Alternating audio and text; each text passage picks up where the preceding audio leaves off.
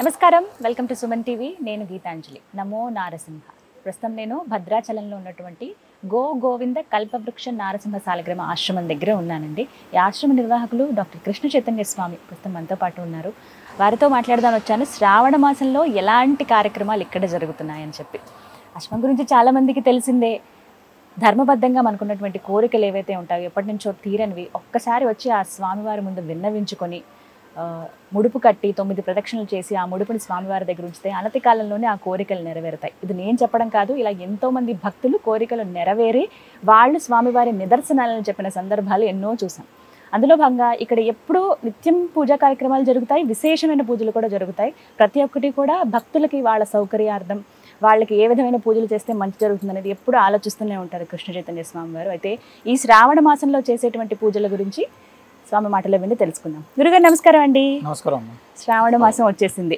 మాసమే చాలా విశేషం అండి. ప్రతిరోజు ఏదో ఒక పండగ ఉంటూనే ఉంటుంది. అయితే మరి ఇక్కడ ప్రత్యేకించి మన ఆశ్రమంలో స్వామివారి సన్నిధిలో జరిగేటువంటి కార్యక్రమాలు ఏమిటి? తప్పకుండా. అంటే ప్రతినిత్యం అంటే శ్రావణ మాసంలో ప్రతినిత్యం కూడా చాలా విశేషమైనటువంటి కార్యక్రమం ఉంటాయి. ముందుగా శ్రావణము అంటే శ్రవణ నక్షత్రంతో పౌర్ణమి ఏదైతే కలిసి ఉంటుందో దానికి శ్రావణ మాసము అని పేరు. మనకున్నటువంటి నవవిధ భక్తి మార్గాల్లో శ్రవణము అనేటువంటిది చాలా గొప్పది. అంటే భగవంతుడి యొక్క వైభవం గురించి ఎవరైనా చెప్తుంటే దాన్ని విన్నా కూడా మనం పుణ్యాత్ములు అవుతాము, మన పాపాలు పటాపంచలు అవుతాయని చెప్పి పేరం. అలాంటిది అత్యద్భుతమైనటువంటి ఈ యొక్క మాసంలో మనం నార్మల్గా కూడా తెలుగు నెలల్లో 5వ నెల చాలా విశేషమైనటువంటిది. ఉగాది నుంచి తీసుకుంటే మనకు 5వ నెల. ఇది 5వ నెల అనేటువంటిది సంతానానికి సంబంధించినటువంటి నెల. నార్మల్గా మన జాతకరీత్యా సంతానానికి సంబంధించినటువంటి స్థానం అది. ఈ శ్రావణ మాసంలో చేసేటివన్నీ కూడా ఎలా ఉంటాయంటే మన కుటుంబ వృద్ధి కోసం ఉండేటువంటి కార్యక్రమం. చాలా వరకు కూడా మన శ్రావణ మాసం తీసుకుంటే శ్రీమూర్తులు చేసేటువంటి ప్రతి పూజ శ్రావణ మాసంలో శ్రావణ సోమవారాలు, శ్రావణ మంగళవారాలు, శ్రావణ శుక్రవారాలు, శ్రావణ శనివారాలు, ఇలా ప్రతిదీ కూడా అంటే వారంలో ఒక 4 రోజులు విశేషకరమైనటువంటి రోజులే ఈ శ్రావణ మాసంలో ఉన్నాయి. దానికి తోడు మళ్ళీ ఏకాదశి, శ్రావణ మాసంలో ఏకాదశి, పౌర్ణమి తిథులు, ఇలా చాలా.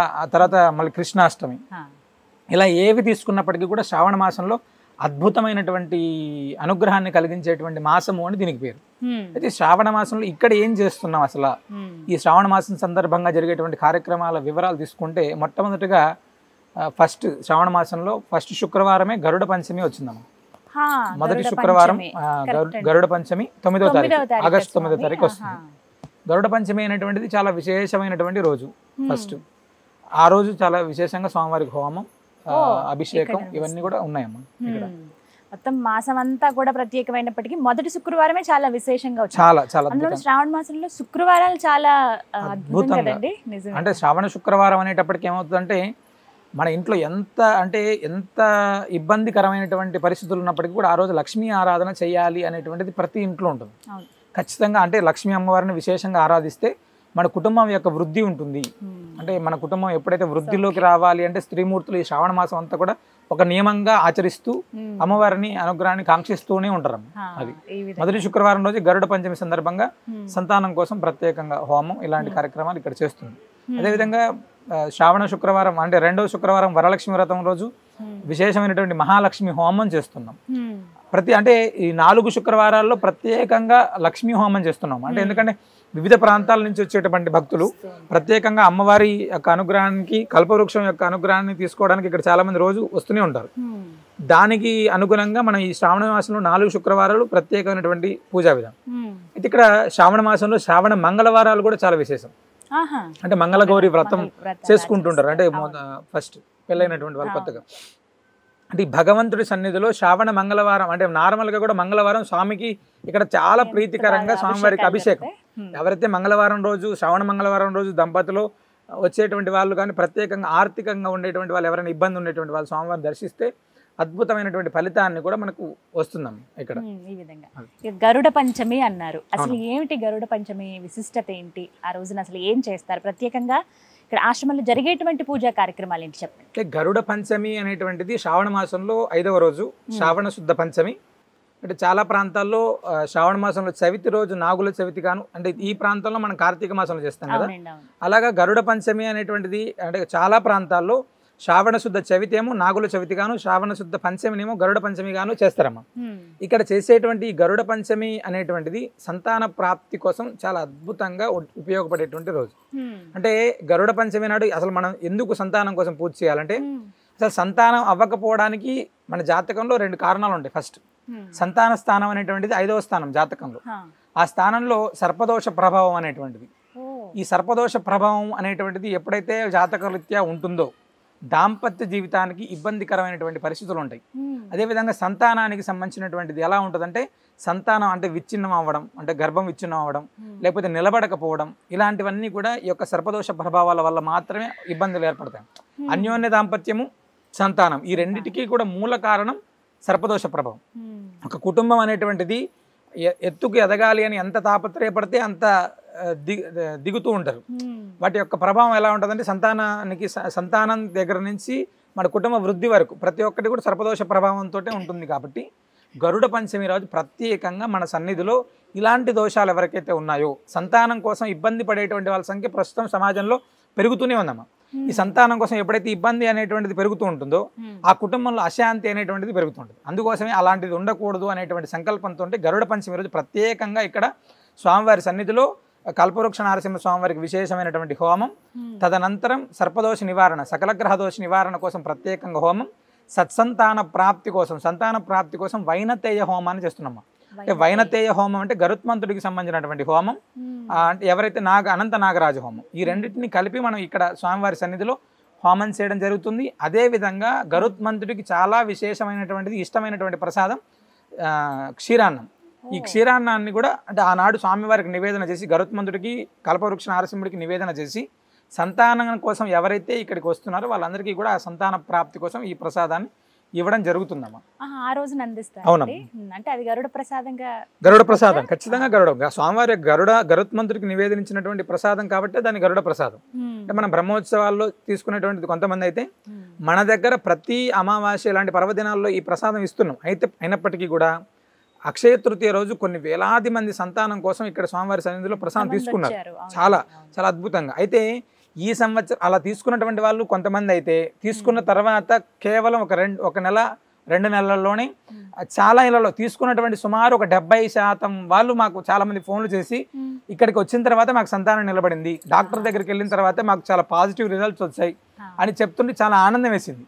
తర్వాత కొంతమంది అడుగుతున్నారు, స్వామి ఇలాంటిది ఏదైనా మళ్ళీ ఉంటే తప్పకుండా తెలియజేయండి, ఇప్పుడు సామాజిక మాధ్యమాలు తెలియజేస్తే తప్పకుండా అవకాశం ఉంటుంది ఖచ్చితంగా. అంటే ఆనాడు ఎవరైతే తీసుకున్నారో వాళ్ళందరికీ మంచి అద్భుతమైనటువంటి రిజల్ట్ వచ్చిందమ్మా. అక్షయ తృతీయ రోజు వచ్చి ఇక్కడ ప్రసాదం తీసుకున్నారు సంతానం కోసం, చాలా విశేషమైనటువంటి ఫలితం అని చాలా మంది మన ఈ మధ్యకాలం మీడియా సోదరులు కూడా అడిగారు. ఖచ్చితంగా అయిందా మేము తెలుసుకోవచ్చు అంటే తప్పకుండా తెలుసుకోండి. వచ్చినటువంటి వాళ్ళకు 100కు 100%, 75% పైన సంతానానికి సంబంధించినటువంటి రిజల్ట్ వచ్చిందని మాకు చెప్పారు. మళ్ళీ కూడా గరుడ పంచమి రోజు చాలా అద్భుతంగా సత్సంతాన ప్రాప్తి కోసం ఈ యొక్క క్షీరాన్న ప్రసాదాన్ని ఇస్తున్నాము. విన్నారుగా స్వామి మాటల్లోనే ప్రత్యేకించి చెబుతూ ఉన్నారు. అక్షయ తృతీయ రోజు కార్యక్రమం జరిగిందండి. అప్పుడు ప్రసాదం కొంతమంది తీసుకున్నారు. వాళ్ళకి దాని దగ్గర 70% మందికి వాళ్ళు సత్ఫలితం అంటే సంతానం పొందే అవకాశాన్ని, ఆ భాగ్యాన్ని వాళ్ళు అందుకున్నారు. ఇలా మీకు కూడా మీరు చాలా రోజులుగా వేచి చూస్తున్నాము, అప్పుడు మేము మిస్ అయిపోయామే, మళ్ళీ ఏమైనా అవకాశం ఉందా అని చెప్పి చాలామంది అడిగారట గురువుగారిని. ఇదొక సదావకాశం. గరుడ పంచమి ఆగస్టు 9వ తారీఖున శ్రావణ మాసంలో వచ్చేటువంటి మొదటి శుక్రవారం రోజునండి. ఆ రోజు మీరు వచ్చి ఇక్కడ స్వామిని దర్శించుకోవచ్చు, అలాగే తీర్థ ప్రసాదాలను కూడా స్వీకరించండి. గురువుగారు, మరి ఎవరైతే ఎలా రావాలి ఈ వివరాలు తెలియజేయండి. ఏమన్నా నమోదు చేసుకోవాలా? ఖచ్చితంగా, ఎందుకంటే మనకి వచ్చే వాళ్ళ సంఖ్య తెలియాలి ఫస్ట్. ఎందుకంటే వేలాది మంది భక్తులు వస్తుంటారు కదా. ఖచ్చితంగా మన సంస్థకు సంబంధించినటువంటి నెంబర్ని ఇవ్వడం జరుగుతుంది. వాళ్ళు వచ్చి తెలియజేస్తే తప్పకుండా ముందుగా వివరాలు నమోదు చేసుకుంటారు. అయితే వచ్చేటువంటి వాళ్ళందరూ కూడా ప్రాతకాలం 6:30-7 గంటలకల్లా ఇక్కడ ఉండాలి. రాత్రి దాకా ఇస్తారు. అంటే గరుడ పంచమి రోజు ఉదయం 8 గంటలకు స్వామివారి అభిషేకం ప్రారంభమవుతుంది, తదనంతరం హోమం ప్రారంభమవుతుంది. ఆ అనంతరం నుంచి ప్రసాదం ఇస్తూనే ఉంటారు. అది రాత్రి 8 గంటల దాకా, అంటే 1-2 గంటలు ఇచ్చి ఆపేయడం కాదు. ఎందుకంటే దూర ప్రాంతాల నుంచి వస్తూనే ఉంటారు కాబట్టి ఉదయం ప్రారంభమైనటువంటి ప్రసాద వితరణ రాత్రి కూడా కొనసాగుతుంది. ఖచ్చితంగా రాత్రి దాకా 8:30-9 దాకా ఇవ్వడం జరుగుతూనే ఉంటుంది. దూర ప్రాంతాల నుంచి వచ్చామే దొరకదేమో అనేటువంటి భావన ఎవరికి వద్దు. ఎన్ని వేలాది మంది భక్తులు వచ్చినా కూడా అంతమందికి ఇక్కడ ప్రసాదం తప్పకుండా అందించేటువంటి వ్యవస్థను ఏర్పాటు చేస్తుంది. సో అలా ఇబ్బంది పడాల్సిన అవసరం ఖచ్చితంగా లేదు. లేదమ్మా. సాయంత్రం దాకా అడ్రస్ కూడా మీకు క్లియర్ గా ఇస్తానండి. చాలా మంది అడ్రస్ ఎక్కడ అని అడుగుతున్నారు. వీడియో పూర్తిగా చూస్తే మీకు అడ్రస్ అర్థమవుతుంది. లేదు ఒకవేళ మధ్యలో ఏమైనా ఇబ్బందికరంగా పరిస్థితి ఏదైనా ఉండి చూడలేకపోతే కనుక మళ్ళీ అడ్రస్ చెప్తున్నాను. భద్రాచలంలో రాముల వారి సన్నిధి తెలియని వారు ఉండరు. అక్కడి నుంచి 100 మీటర్ల దూరంలోనే అంబాసత్రం అని మనకు కనబడుతుంది. అక్కడే మీకు గోవింద కల్పవృక్ష నారసింహ సాలగ్రామ ఆశ్రమం బోర్డు కనిపిస్తుంది. ఆ లోపలికి మీరు వస్తే ముందుగా గోవులు మీకు దర్శనమిస్తాయి. అలా ముందుకు నడుచుకుని వస్తే ఆ స్వామి దర్శనం ఇవ్వండి. సరిగ్గా నేను లోపల గర్భాలయంలో కూర్చున్నాను. మరొక్క మాట ఏంటంటే చాలా మంది అడుగుతున్నారు ఇక్కడ ముడుపులు కూడా ప్రత్యేకం కదా అని చెప్పి. ఆ మాటలు కూడా గురువుగారి మాటలు విన్నాం. ముడుపుల గురించి ఆ రోజున వచ్చి ముడుపు కట్టుకోవచ్చా అండి? ఖచ్చితంగా. అంటే చాలా మంది సంతానం కోసం హోమం వచ్చే కంటే ముందే స్వామివారి అభిషేక సమయంలోనే ఆ వచ్చేటువంటి ప్రతి ఒక్కరికి కూడా ముడుపు కట్టించిన తర్వాతనే మనం స్వామివారికి ప్రదక్షిణ, తదనంతరం హోమం ప్రారంభమవుతుంది. అంటే రాత్రి దాకా ఎప్పుడు వచ్చినా కూడా స్వామివారికి ముడుపు కట్టుకోవడం, ముడుపు కట్టిన తర్వాతనే ఈ సంతానానికి సంబంధించినటువంటి ప్రసాదం కూడా ఇవ్వడం జరుగుతుంది. అంటే ముడుపు ఇక్కడ కడితే ఖచ్చితంగా సంకల్పాలు నెరవేరుతాయి. మీరు వచ్చే కంటే ముందు ఒక 5 నిమిషాల ముందు ఒకే కుటుంబంలో ఇద్దరు అన్న తమ్ముళ్ళు ఒక ఉద్యోగానికి వెళ్ళారు. ఉద్యోగాల కోసం ఇంటర్వ్యూకి వెళ్తే ఇద్దరికి ఉద్యోగం వచ్చింది. ఆయన చాలా ఆనందంగా చెప్పారు మాకు ఉద్యోగం వచ్చింది స్వామి వామర్దేలు కేవలం 30 రోజుల్లోనే ఇక్కడ స్వామివారికి దండం పెట్టుకుని వెళ్ళాం వచ్చింది. అలాంటిది మేము ప్రతినిత్యం కూడా అంటే స్వామి సన్నిధిలో ముడుపు కట్టామా ఖచ్చితంగా ఇప్పుడు ఇందాక కట్టినామా ఇలా కాసేపు స్వామి దగ్గర ఉంచి ఆ తర్వాత స్తంభాన్ని కట్టడం, లేకపోతే స్వామివారి అంటే ఎక్కువ అవుతే స్వామివారి పక్కన పెట్టడమే ఉంటుందమ్మా. ఇక్కడ కూడా ఇక్కడ ముడుపు కడితే 100కు 100% పని అవుతుంది. ఇక్కడ ముడుపు కడితే స్వామివారి అనుగ్రహం పరిపూర్ణంగా మన ఇంటికి వచ్చినట్టే. అది ఒకటే అందరూ చాలా మంది ఇదే మమ్మల్ని కూడా అడుగుతున్నారండి నిజమా అని. నేను ముడుపు కట్టాను, నా కోరిక తీరిందని నేను ఫస్ట్ వీడియోలోనే చెప్పాను. ఆ తర్వాత మా ఆఫీస్లో వాళ్ళు కావచ్చు, నాతో పాటు ఉన్న స్టాఫ్ కానీ ఇలా చాలా మంది అడుగుతున్నారండి. మీరు రండి ఒకసారి ఆశ్రమం దగ్గరికి వచ్చిన తర్వాత మీకు అర్థమవుతుంది. ఆ పాజిటివ్ ఎనర్జీ మీరు అందుకోగలుగుతారు. ఏదో తెలియని భావన ఉంటుంది లోపలికి అడుగు పెట్టగానే. గోవిందుని ఏకకాలంలో మనం పూజించుకునేటువంటి, దర్శించుకునే, సేవ చేసుకునే మహద్భాగ్యాన్ని ఇక్కడ మీరు అందుకోవచ్చు. 9 ప్రదక్షిణలు చేయాలి, ముడుపు కట్టాలి. ఆ ముడుపు ధర్మబద్ధంగా ఉన్నటువంటి ఒక సంకల్పం ఏదైనా ఒక కోరిక మీకు ఎప్పటి నుంచో తీరింది ఆ కోరిక ఉంటే అది స్వామి ముందు ఉంచండి. అనతి కాలంలోనే ఖచ్చితంగా ఆ కోరిక నెరవేరుస్తాడు ఆ లక్ష్మీ నారసింహుడు. గురుగారు ఇంకా ఏం పూజలు చేస్తున్నారండి శ్రావణ మాసంలో? శ్రావణ మాసంలో హయగ్రీవ జయంతి అమ్మ 19వ తారీఖు శ్రావణ పౌర్ణిమ. అంటే ఆ రోజు హయగ్రీవ జయంతి, రాఖీ పౌర్ణిమ 2 కలిసి ఉన్నటువంటి రోజు. అంటే శ్రవణ నక్షత్రం పౌర్ణమితో కలిసి ఉంటేనే శ్రావణ మాసం కదా. హయగ్రీవుడి యొక్క జన్మ నక్షత్రం కూడా శ్రవణ నక్షత్రం. అంటే సకల విద్యాధినాథుడు హయగ్రీవుడు. అంటే సరస్వతీదేవికి, మేధా దక్షిణామూర్తి వీళ్ళందరికీ కూడా విద్యను ప్రసాదించినటువంటి దేవదేవుడు హయగ్రీవ స్వామివారు.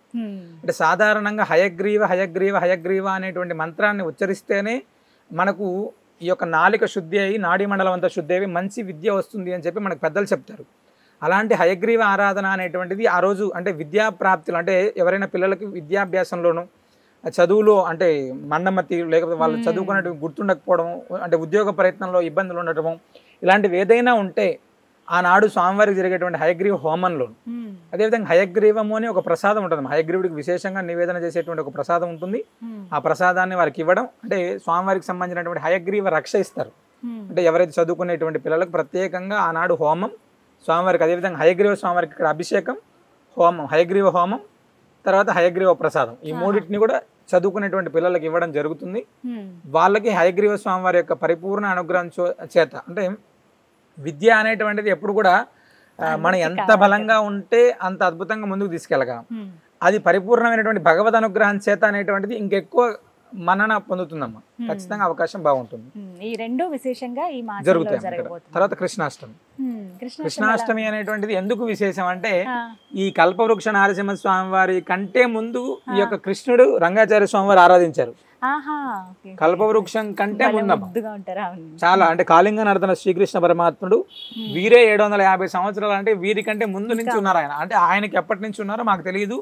ఇక్కడ చాలా విశేషకరమైనటువంటి స్వామివారికి విశేషమైనటువంటి నివేదనలు చేసి ఆనాడు స్వామివారికి అద్భుతమైనటువంటి తిరుమంజనం, స్వామివారికి వెన్న సేవ, తర్వాత ఇవన్నీ కూడా చాలా విశేషంగా ఉంటాయమ్మ. కృష్ణాష్టమి కూడా చాలా వైభవంగా అద్భుతంగా జరుగుతుంది. ఇంకానండి ఇవి ఇక్కడ జరిగేటువంటి కార్యక్రమం. శ్రావణ మాసం 4 శుక్రవారాలు మహాలక్ష్మి హోమం ఉంటుంది. శ్రావణ మంగళవారాలేమో స్వామివారికి విశేషమైనటువంటి అభిషేకం ఉంటుంది. హయగ్రీవ జయంతి ఏమో విద్యార్థుల కోసం ప్రత్యేకంగా ఈ యొక్క హయగ్రీవ హోమం ఉంటుంది. ఈ గరుడ పంచమి అనేటువంటి తీసుకుంటే తప్పనిసరిగా సంతానం కోసం వచ్చేటువంటి వాళ్ళకు చాలా గొప్ప వరం గరుడ పంచమి. చాలా చక్కగా వివరించారు. ఎప్పుడు ఇలాగే వైభవంగా ఉండాలి ఆ స్వామిని కోరుకుంటున్నాను. తప్పకుండా మీ సంకల్పం ఏదైతే ఉందో ఆయన ఒక మందిరంలో ఉంటే అది ఇంకా అందరికీ చాలా సంతోషం. మా కోరిక అదే, కానీ ఆయన ఎప్పుడు నిర్మించుకోవాలనుకుంటున్నారో అది ఆయన తొందరలో అది కూడా పూర్తి అవుతుంది స్వామి అనుగ్రహం చేత. ఇలా ఒక చిన్న ఇంట్లో ఉన్నారు స్వామి, ఒక పెద్ద దివ్యమైన భవ్యమైన మందిరంలోకి వెళ్ళాలి త్వరలో అని మనస్ఫూర్తిగా కోరుకుంటున్నాం అండి. నమో నారసింహ. ధన్యవాదాలు గురువు. విన్నారు కదా, అడ్రస్ మరొకసారి చెప్తున్నాను. భద్రాద్రి రామాలయానికి జస్ట్ 100 మీటర్ల దూరంలోనే ఉంటుందండి గోవింద కల్పవృక్ష నారసింహ సాలగ్రామ ఆశ్రమం. శ్రావణ మాసంలో ప్రత్యేకమైన పూజలు జరుగుతున్నాయి. 4 శుక్రవారాలు కూడా. ఒకవేళ మీరు ఇంట్లో పూజా కార్యక్రమం చేసుకోలేకపోతున్నాం అన్నవాళ్ళు చక్కగా ఇక్కడికి రండి. మహాలక్ష్మి హోమాలు నిర్వహిస్తూ ఉన్నారు. అలాగే మొదటి శుక్రవారం 9వ తారీఖున గరుడ పంచమి. ఆ రోజున సంతాన భాగ్యం లేని వారికి ఆ భాగ్యం పొందించుకునే ఒక అద్భుతమైన అవకాశం, గరుడ ప్రసాదాన్ని అందిస్తున్నారు. మీరు ఏ ప్రాంతంలో ఉన్నా సరే ఆ రోజున మాత్రం రండి, ముడుపు కట్టొచ్చు స్వామికి. అలాగే సాయంత్రం వరకు, ఉదయం నుంచి సాయంత్రం దాకా ప్రసాద పంపిణీ జరుగుతుందండి. మీరు వచ్చి అయ్యో మధ్యాహ్నం దాటిపోయింది సాయంత్రం అయిపోయింది అని ఏం లేదు, రాత్రి వరకు ప్రసాదం మీకు అందిస్తారు. అలాగే కృష్ణాష్టమి చాలా వైభవంగా జరుగుతుంది. దాంతోపాటుగా హయగ్రీవ జయంతి అంటే పౌర్ణమి రోజు, మన రాఖీ పౌర్ణమి అని అంటాం కదా, ఆ రోజున శ్రావణ పౌర్ణమి రోజున హయగ్రీవ జయంతి ఉంది. ఆ రోజున కూడా విశేషమైన పూజలు జరుగుతాయి. శ్రావణ మాసం అంతా కూడా మీకు కుదిరినప్పుడు ఖచ్చితంగా వచ్చి ఆ స్వామి అమ్మవార్లను దర్శనం చేసుకోండి. మరిన్ని వివరాల కోసం స్క్రీన్ మీద కనపడుతున్న నెంబర్స్కు కాల్ చేయండి. ఇది వాళ్ళ వీడియో. నమస్కారం.